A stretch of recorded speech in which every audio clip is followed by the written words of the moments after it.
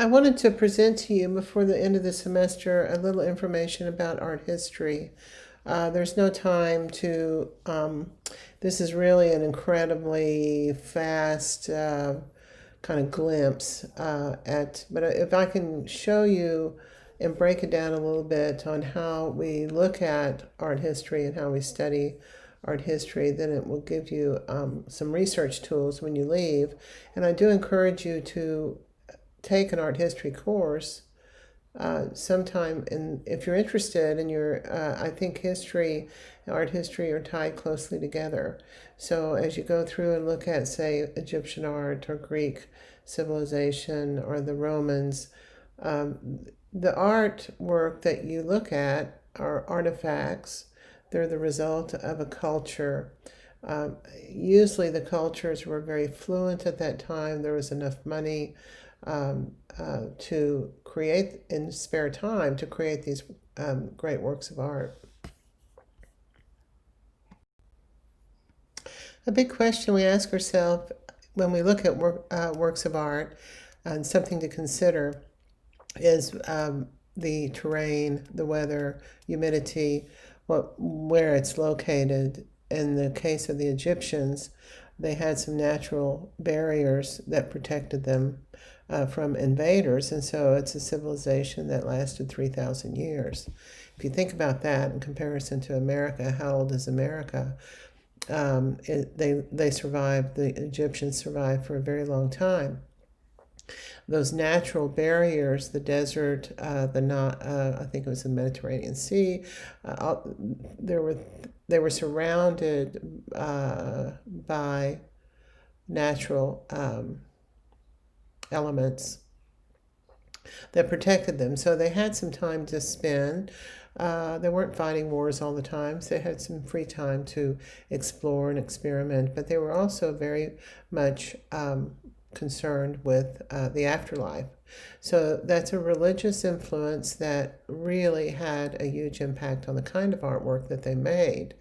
There's a couple of slides that I'd like to show you, but the first one that we want to look at is the one I just showed you, and it was actually a little fresco on the interior of Pharaoh's tomb, and that's what these pyramids are. The Egyptians are full, there's all kinds of movies that have been made, and cartoons, and that have taken the characteristics, visual characteristics of the Egyptians and used them over and over again. And so it's a great mystery, the Egyptians, and there's curiosity about this particular civilization. So you may be one that you want to explore further. I do, and I am asking you to write a 4-page typewritten paper. This is your final project. It's a 2-week project, so you'll have time to do the research and spend some time looking at what you want to write about.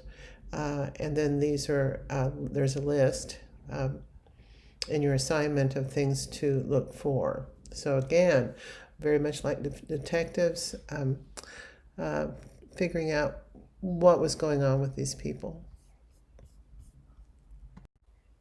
So if we take a minute and compare the Egyptians and the Greek civilizations, you see something very different. First of all, the materials, the medium is very different. What you're looking at right now is marble. And the reason for marble was all the cliffs along the coastline of Greece are full of marble. That was the medium that was accessible.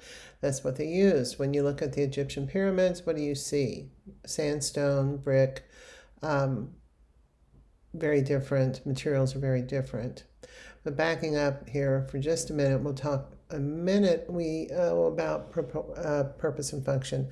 In comparison to the Egyptian civilization, the Greeks' concerns were very different. They were not preoccupied with life after death. It wasn't about religion so much as their preoccupation had to do with perfection and creating ideal proportions and what were considered godlike creatures, sculptures, mythological backgrounds. But they were driven, and locating and finding the ideal form in whether it was architecture or sculpture. The Greeks were not concerned with permanence, and that's the thing. They were very experimental.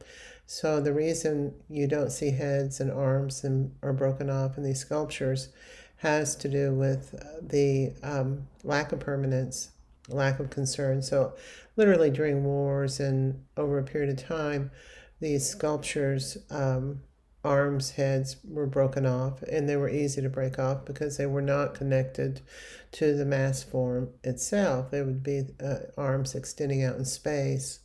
And so it was inevitable that these would break. So when you look at Greek sculpture, when you're looking at these headless sculptures, there's a reason behind that. It was pretty hard to not talk about the Romans in doing a presentation in art history for the class.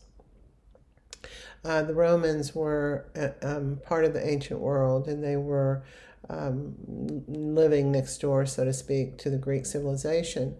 As the Romans took over and conquered all around them, there was a need for larger, well, it was an incredible population explosion.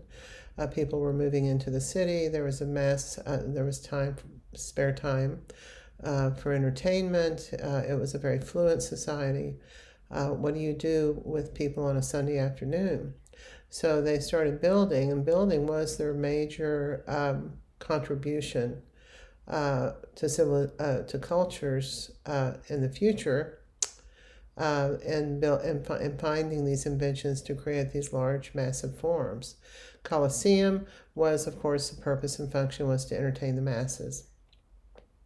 Problems with the Colosseum, partial collapse of the Colosseum, had to do with an invention that they had created, concrete, but the contractors cut corners and did not create the proper mixture of sand to create the concrete that they needed to sustain time. That's why part of the Colosseum is not there.